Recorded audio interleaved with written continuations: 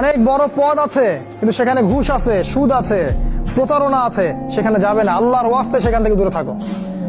আর তুমি যদি কৃষক হয়ে থাকো, তোমার রুজির মধ্যে হালাল থাকে, তুমি কৃষি কাজ করেই সংসার চালাও, কোনো সমস্যা নাই ভাই, কোনো সমস্যা নাই। লজ্জার কিছু নাই, অপমানের কিছু নাই।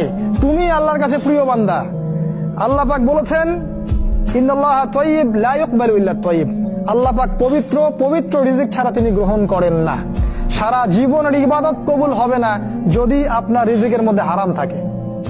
কিচ্ছু করার নাই, নবীর কথা পাল্টাতে পারবেন না। সারা জীবন সুদ ঘুষ খেয়ে বছর বছর হজ উমরা করবেন আর হাদিস সাহেব লকব লাগাবেন, ওইসব করে লাভ নাই আল্লাহর কাছে, কোনো লাভ নাই। ওইরকম হজ আবু জেহেলও করতো, আবু জেহেল হজ করতো এরকম।